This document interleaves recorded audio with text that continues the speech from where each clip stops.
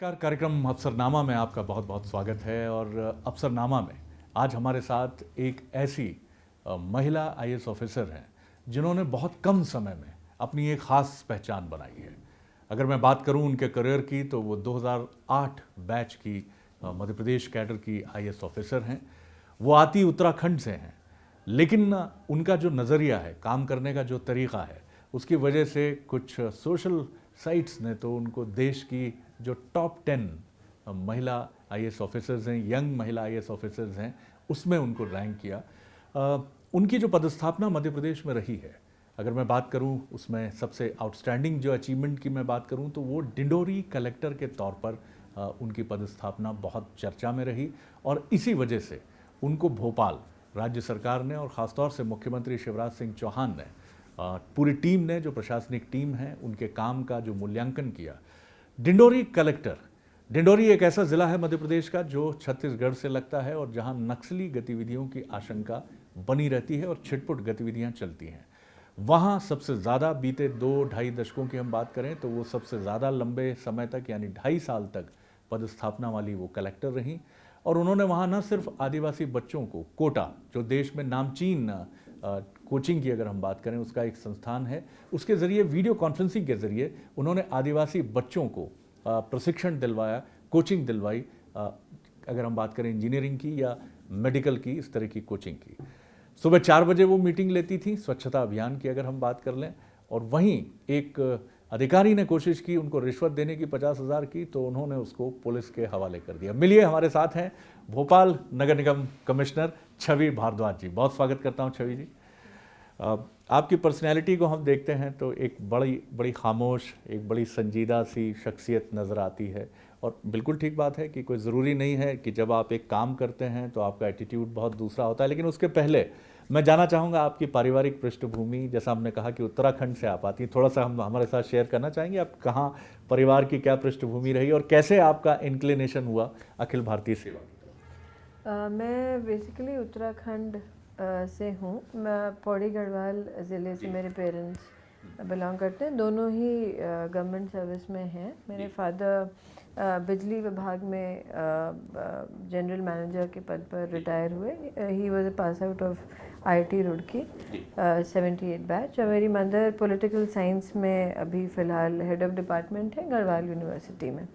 तो through out मेरी शिक्षा जो है उत्तराखंड की ही है। ऋषिकेश और हरिद्वार और देहरादून में स्कूल्स में मैंने पढ़ाई की। और एडमिनिस्ट्रेटिव सर्विसेज में आने का शुरू से ही मुझे रुचि थी, इंक्लिनेशन था। यूपी में, क्योंकि अर्स्टवाइल उत्तराखंड के जो ज़िले थे वो यूपी में होते थे, उसमें बहुत सारे ऐसे आइकॉनिक ऑफिसर्स होते थे जो कि बहुत पॉपुलर भी रहे और जिनसे लोगों को बहुत स्ट्रांगली रिलेट करते थे लोग। और ऐसी कुछ ऑफिसर्स को देख के हम लोग घर में, परिवार में चर्चा चलती है, तो we always used to feel कि नहीं, हमको भी इसी तरह से एक ऐसा आदमी बनना चाहिए जिससे लोग, जिसके एग्जाम्पल से, जिसके काम को लोग सचमुच ये मान सकें कि this is what an officer should be like. तो ये हम लोगों का शुरू से मेरे अंदर पर्सनली हमेशा से इच्छा थी कि इस तरह का, इस सर्विस को मैं अपनी जगह बना पाऊँ। और इसी के लिए मैंने पहले इंजीनियरिंग की, बीटेक किया इलेक्ट्रॉनिक्स एंड कम्युनिकेशन से। और उसके बाद इमीडिएटली बाद फिर मेरा वर्ष 2008 में सर्विस में सिलेक्शन हो गया। परिवार में आप अकेली थी या कोई sister? I have a younger sister, she is also an engineer, but वो बेसिकली मैनेजमेंट करके अभी प्राइवेट फर्म में काम कर रही है। I am married to my batchmate 2008 batch mister Nand Kumaran, and I have a 4-year-old child, तो 4 साल का बच्चा है। मैं आपके प्रशासनिक करियर की तरफ अब आता हूँ। हमने जैसा जिक्र किया कि डिंडोरी कलेक्टर के रूप में आपने आउटस्टैंडिंग काम किया।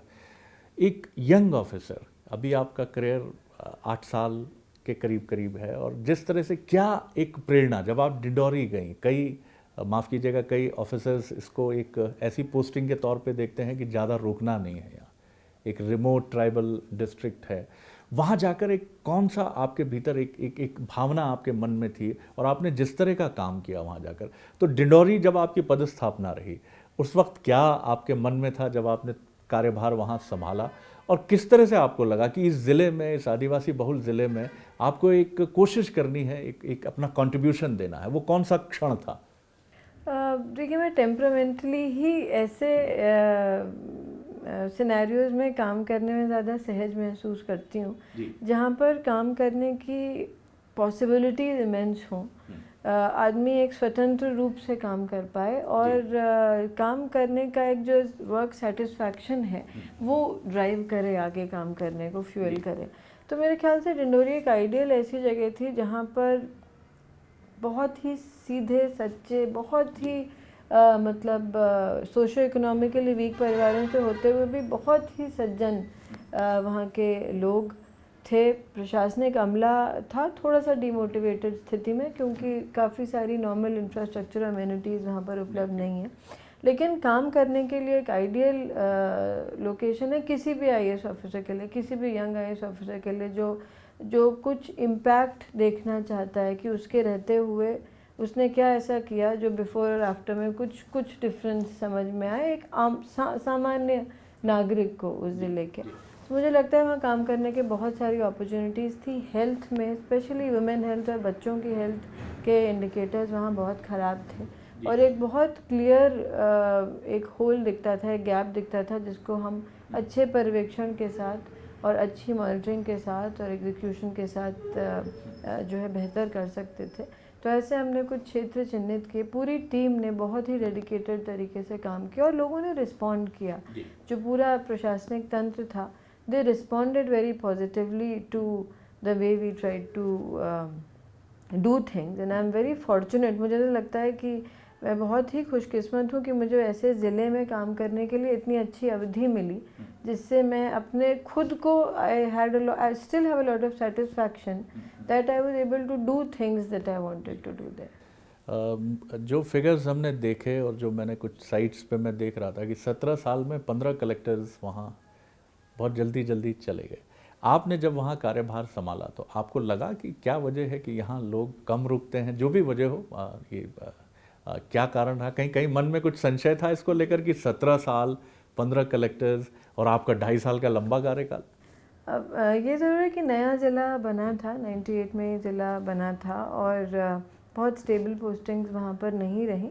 बोरकर साहब मेरे से पहले रहे और 2 साल की अवधि के लिए वो रहे। He was I think the longest serving before me, लेकिन I had an instant connection with the place if you ask me. मुझे जाते ही वहाँ पे I had a lot of, जितना पीस ऑफ माइंड मुझे उस 2 साल की 2.5 साल की अवधि में रहा, और जो कनेक्शन था उस जगह से, वहाँ के लोगों से, उसको मैं पूरे जीवन सहेज के रखूँगी, not just as an officer but as a person. मैं बहुत ही कनेक्टेड फील करती हूँ उस जगह से भी और वहाँ के लोगों से। आपने एक शब्द का प्रयोग किया कि आप बहुत भाग्यशाली रहीं। आमतौर पर लीडर भाग्यशाली तभी होता है जब उसमें लीडरशिप की क्वालिटीज़ हों। ये आपने हम्बल तरीके से अपनी बात कही कि आप खुशकिस्मत थी, लेकिन आप उस जो बड़ा डीमोटिवेटेड होता है, एक डीमोटिवेशन का लेवल बड़ा हमने देखा है कि ट्राइबल डिस्ट्रिक्ट्स में सरकारी अमले में होता है, क्योंकि उनको लगता है कि कब हमारी पदस्थापना ठीक हो, हम किसी दूसरे ज़िले में जाएं या अपने नेटिव ज़िले में जाएं। आपने कैसे उन लोगों के मनोबल को पहले ऊंचा उठाया कि नहीं, हमको इस ज़िले में एक बड़ा परिवर्तन करना है, एक सी चेंज करना है? क्योंकि सुबह 4 बजे मीटिंग, मतलब ये या तो हमने कोई प्राइवेट कंपनी में सीईओज हैं उनको देखा है, वहाँ भी रेयरली होता है। आप कहाँ, किस लेवल पे आप ले आएँ कि लोग सुबह 3:30 बजे 3 बजे अपने घर से उठकर प्रशासनिक अधिकारी कर्मचारी आपकी मीटिंग के लिए इकट्ठे हो जाते थे? देखिए, मुझे लगता है कि लोग, स्पेशली जो हमारा नीचे का अमला है, वो सबसे पहले अपने अधिकारी को देखते हैं और उसका क्या कंडक्ट है, उसका क्या पर्सनल बिहेवियर है, उसका आचरण कैसा है, सार्वजनिक जीवन में भी, प्रोफेशनली भी, उससे वो बहुत कुछ अपना ओरिएंट कर पाते हैं, ऐसा मुझे महसूस हो रहा है। बहुत सारे ऑफिसर्स को मैंने देखा कि जब वो आपको देखते हैं खुद काम करते हुए, खुद सुबह से लेके शाम तक लगते हुए, चीज़ों को फॉलो अप करते हुए, तो people do respond, like we are all human beings, और आदमी रिस्पॉन्ड करता है। और मुझे लगता है we have to lead by example, और अगर हम खुद वो करेंगे जो हम दूसरों से चाहते हैं, तो लोग भी धीरे धीरे फिर आपके साथ ज्वाइन कर लेते हैं। जी, आपका क्या वर्किंग शेड्यूल होता था? हमने सुना कि आप अर्ली स्टार्ट करती थी मॉर्निंग में। Yes, because I have a child and I try to get home by 8. I used to, यहाँ तो संभव नहीं हो पाता है, लेकिन मैंने अपनी मदर से एक चीज़ बहुत क्लियरली सीखी है जीवन में कि डिसिप्लिन और ऑर्गेनाइज्ड अगर हम अपने लाइफ को और स्पेसेस को और टाइम को करेंगे तो चीज़ें, बहुत सारी चीज़ें दे फॉल इन प्लेस। तो I try to start my day early, get things done in an organized way, ताकि अव्यवस्था को मैं कंट्रोल करके रख सकूं और चीज़ें मेरे हाथ में रहें। कैसे आप अपने जीवन को इतने बेहतर तरीके से प्लान करते हैं? जैसा आपने कहा कि आपने ये अपनी मदर से इस चीज़ को सीखा, तो क्या चीज़ें हैं ये, इसका कुछ मंत्र अगर हम आपसे जानना चाहें कि कैसे अपनी लाइफ को हम बेटर तरीके से प्लान करें? क्योंकि बीइंग एन आईएएस ऑफिसर आपके ऊपर इतने दबाव, इतने शेड्यूल्स, इतनी सारी चीज़ें, और उसमें एक शेड्यूल को फॉलो करना। I try my best. मैं ये तो नहीं कह सकती हूँ कि मैं 100% कर पाती हूँ। डिंडोरी में मैं बेहतर कर पाती थी क्योंकि चीज़ें बहुत सारी मेरे नियंत्रण में थी।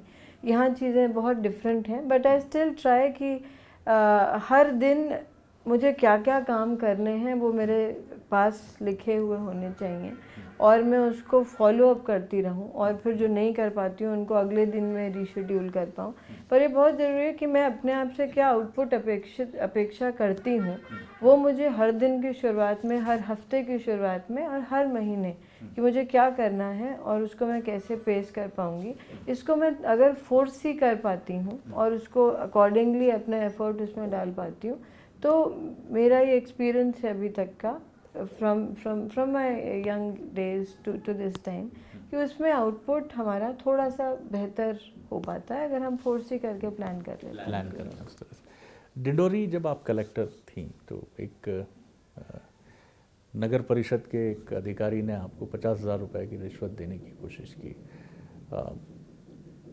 मैं जानना चाहूँगा कि वो थोड़ा सा मैं उसको पर्सनल लेवल पर भी आपसे जानना चाहूँगा, वो उस क्षण छवि भारद्वाज कलेक्टर डिंडोरी को क्या लगा जब उन्होंने 50,000 का एक लिफाफा आपके सामने रखा? और शायद उनको लगता होगा कि सिस्टम में ऐसे ही काम होता है, या उनका पाला अब तक कम पड़ा होगा ऐसे ऑफिसर से, जो उन्होंने ये एक बड़ी गलती की, धृष्टता की उन्होंने।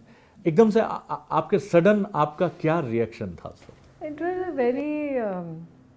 a very rude shock to me personally, अगर आप मुझसे पूछें तो, क्योंकि नॉर्मली आदमी अपेक्षा करता है कि सामने वाला जानता है कि आप क्या हैं या क्या आपके साथ किया जा सकता है, किस स्तर तक आपके साथ किया जा सकता है। डेफिनेटली जो भी कंसर्न अधिकारी थे उनके बारे में तो मैं कुछ नहीं कहना चाहती, लेकिन चाहे वो एक फूलिशनेस थी या कुछ अजम्पशंस थे या धृष्टता थी, it was a very big shock for me, a rude shock. और उसका इंस्टेंटेनियस रिस्पांस जो मेरा था कि मैंने एसपी साहब को, पुलिस को बुलाया और एफआईआर उसमें करवाई। वो अब मैं जब उस चीज़ को as I look back I feel, बहुत सारे मेरे ही अपने फ्रेंड्स का, बहुत सारे लोगों का एडमिनिस्ट्रेटिव सर्कल्स में ओपिनियंस वेरी, उनको लगता है कि नहीं, आपको इतना ज़्यादा बड़ा कठोर स्टेप उसमें नहीं लेना चाहिए था। लेकिन मुझे लगता है कि अगर हमको कुछ सेम्बलेंस ऑफ अपनी सर्विस के संबंध में, अपने हम जो हैं, हम we are a members of a service, and Vallabhbhai Patel ने बहुत बहुत सारगर्भित शब्द कहे थे सर्विस के बारे में। दे कॉल्ड अस, उन्होंने ऐसा कहा था कि हम इस कंट्री का स्टील फ्रेम है, और अगर हम सचमुच स्टील फ्रेम हैं तो ये ज़रूरी है कि we don't rust and we set an example for everybody. तो मुझे लगता है कि यद्यपि वो थोड़ा सा, कुछ लोग उस निर्णय को कठोर मानते हैं, पर एक एग्जाम्पल देना, स्पेशली ऐसे क्षेत्रों में जहाँ पर होप बहुत कम है प्रशासन से, वो बहुत ज़रूरी है, ताकि लोगों को एक सेंस ऑफ कॉन्फिडेंस बना रहे कि जो है चीज़ें बिल्कुल आपने बहुत बहुत इम्पॉर्टेंट बात की है कि स्टील फ्रेम है अगर हम बात करें भारतीय प्रशासनिक सेवा की, और अगर इसमें दरारें हो गई, इसमें सेंध हो गया या कहीं कंप्रोमाइज़ हो गए तो बहुत सारी चीज़ें बिखर जाएंगी। नंद कुमारम साहब, आपके हस्बैंड, उनका क्या रिएक्शन था इस पर? क्या उनका भी सोच कुछ ऐसा ही था जो एक common perception? He is quite an extremist when it comes to things like this. और मतलब जो भी strong, he has always taken the strongest measures that are possible. He is the most upright, the most honest and the most principled person I know so far in my life. और उसकी वजह से he has had several experiences which were not very pleasant also. लेकिन I think I really look up to him as a person जिसने सब तरह के pressure या सब तरह के चीज़ें होते हुए भी जो एक बेसिक प्रिंसिपल्स हैं या जो उनकी अपनी अंडरस्टैंडिंग है अबाउट क्या होना चाहिए या मुझे क्या करना चाहिए, उस पर कभी कॉम्प्रोमाइज़ नहीं. ये जो एक परसेप्शन आता है, ये हमने समाज में हमेशा देखा. एक जर्नलिस्ट के तौर पर मुझे भी इस तरह की सलाह मिलती हैं कि ज़्यादा आप अपने को बहुत ज़्यादा एक्सट्रीमिस्ट मत बनाइए. एस्टेब्लिशमेंट को लेकर कई बार आप जिस तरह से, जो कि पत्रकारिता के लिए कहा जाता है कि आप हमेशा अपोजिशन में होते हैं, ये समाज का हमेशा रवैया रहता है. इसको आप किस तरह देखती हैं? आखिर हम ऐसे ही बने रहे, एक सो कॉल्ड प्रैक्टिकलिज्म की तरफ जाकर, व्यवहारिकता के साथ हम चलकर, लेकिन इससे नतीजे समाज के लिए शायद अच्छे नहीं होते हैं. इस पर आप क्या कहेंगे? कि मैं अपनी तरफ से कोशिश करती हूँ कि हर सिचुएशन पे रिस्पॉन्ड कर सकूँ. कई बार हम एक प्रिंसिपल लेके चलने लगते हैं और उस पर रहते हुए हम टोटलिटी में हम किस सिचुएशन में हैं हम ये नहीं देख पाते. तो मैं ये कोशिश करती हूँ कि उस सिचुएशन से बाहर आके ये देख सकूँ कि ऐसी परिस्थिति में सामान्य रूप से एक अधिकारी को, जिससे पूरे समाज को अपेक्षाएं हैं, क्या स्टैंड लेना चाहिए. मैं कोशिश करती हूँ कि मैं वही स्टैंड लूँ. बहुत ज़्यादा प्रैक्टिकलिज्म से तो कभी कोई ना प्रगति हुई है ना कभी आगे होगी. लेकिन ये मुझे ज़रूर लगता है कि as an officer what should I do in this situation. अपने आप को ना रह के कोई भी एक अच्छे अधिकारी से क्या ऐसी सिचुएशन में रिस्पॉन्स होना चाहिए, इसके हिसाब से मैं कोशिश करती हूँ कि अपने निर्णय ले पाऊँ. मैं आपकी पर्सनैलिटी की अगर बात करूं तो आप अपने को कैसे डिफ़ाइन करेंगी, कैसे आप परिभाषित करेंगी? क्योंकि आप जितना हम समझते हैं, मुझे लगता है मितभाषी हैं. आप अपने अचीवमेंट्स के बारे में भी बहुत खुलकर बात करना आपको बहुत पसंद नहीं है. आप उन सारी चीज़ों पर भी, क्योंकि मुझे लगता है कि शायद आप उन ऑफिसर्स में से हैं जो चाहते हैं कि आपका काम ही बोले बजाय आपके, लेकिन फिर भी आपकी पर्सनैलिटी क्या है? आखिर वो छवि भारद्वाज जो एक गृहिणी भी हैं, एक सीनियर आईएएस होने की तरफ भी बढ़ रही हैं अब उम्र के साथ साथ और अनुभव के साथ साथ, लेकिन वो अपने घर में क्या उनकी अभिरुचि है, कितनी संवेदना उनके भीतर है, क्योंकि पहाड़ से हैं आप, और जितना मैं समझता हूँ पहाड़, नदियाँ, हिमालय, ये सब एक संवेदना के गहरे तत्व का निर्माण करते हैं. आप कैसे डिफाइन करेंगे अपने पर? कठिन सवाल हो सकता है जी. It is quite a difficult question. लेकिन मैं I am an inward drawn person. मैं ज़्यादातर या तो खुद या अपने कुछ चुनिंदा जो लोग हैं जिनके साथ मैं कंफर्टेबल हूँ, I like to spend my time with them. I don't like to speak a lot about myself. और I like to read a lot. मैं पढ़ना बहुत पसंद करती हूँ, मैं लिखती भी हूँ. और जब भी समय मुझे मिला है तो मैंने कोशिश ये की है कि मैं कुछ कंपोज कर सकूँ. I try to write. और मेरा अपना एक ब्लॉग भी है. मैंने एक किताब भी लिखी थी जिसको आई विल ट्राई कि as soon as I get time उसको मैं पब्लिश भी करा सकूँ. बट मैं पढ़ने, लिखने और इस सब चीज़ों में अपना टाइम ज़्यादा स्पेंड कर. लिखने में आपकी रुचि कविता या आप गद्य की तरफ? जी, गद्य में. पोएट्री तो मैं नहीं लिख पाती हूँ, लेकिन fiction writing I have tried. और थोड़ा बहुत ब्लॉगिंग. जो आपकी किताब आई है अभी, वो किताब किस पर है? अभी पब्लिश तो नहीं हुई है. आई हैव अ पब्लिशर बट समय अभाव के कारण मैं पब्लिश नहीं कर. किस पर फोकस है वो किताब? Fiction novel. फिक्शन. और बेसिकली सर्विस में ही के ही पृष्ठभूमि पर है वो. और उसमें 3 अलग अलग लोगों ने किस तरीके से अपने सर्कमस्टांसेस को डील किया. It is on that.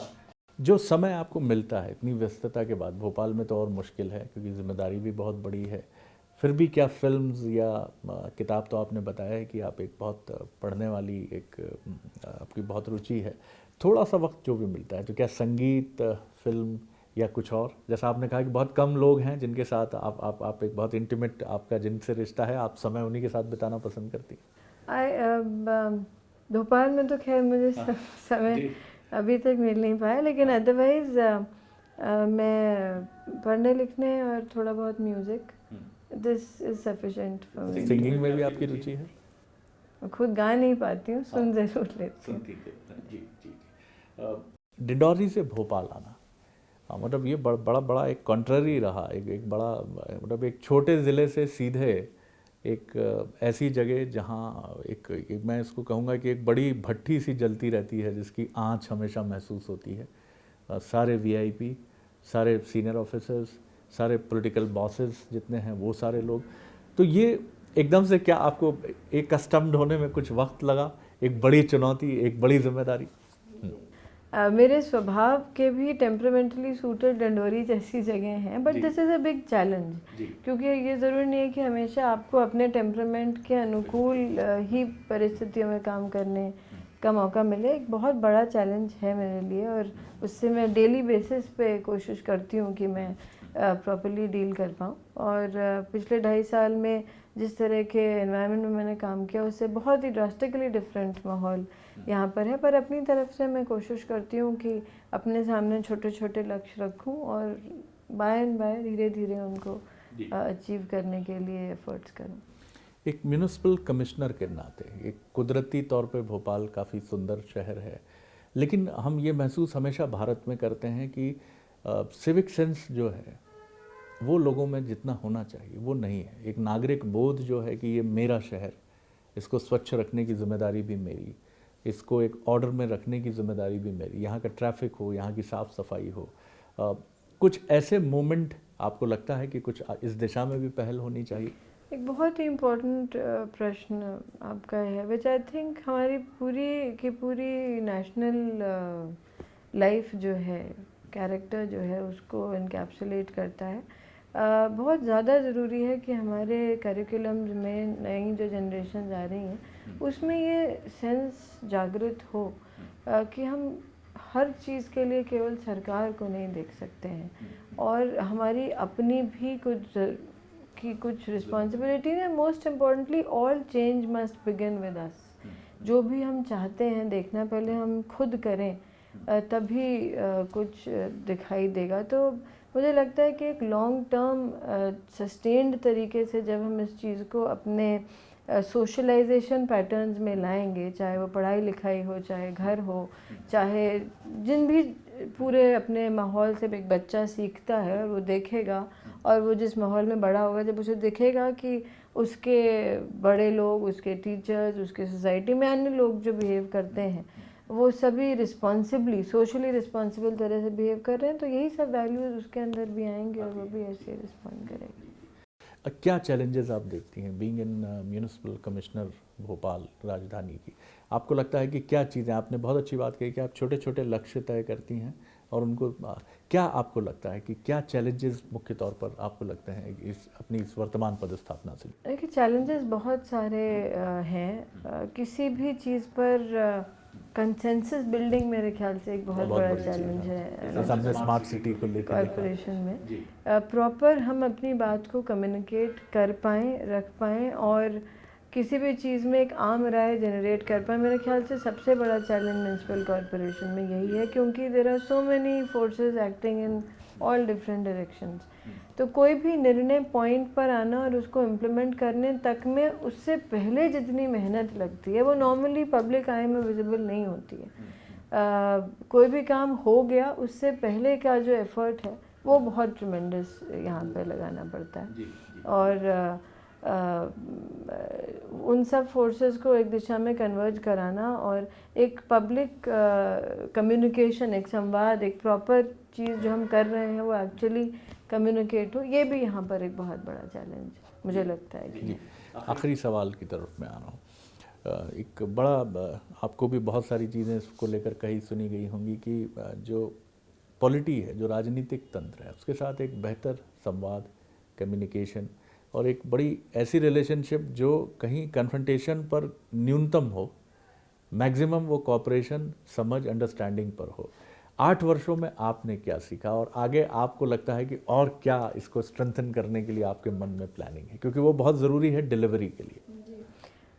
मेरे ख्याल से किसी भी डेमोक्रेसी में पॉलिटिकल जो भी सिस्टम है that is suppose to take decisions, make policies, and the executive class जो हम हैं we are suppose to advise in the making of those policies and implement those policies.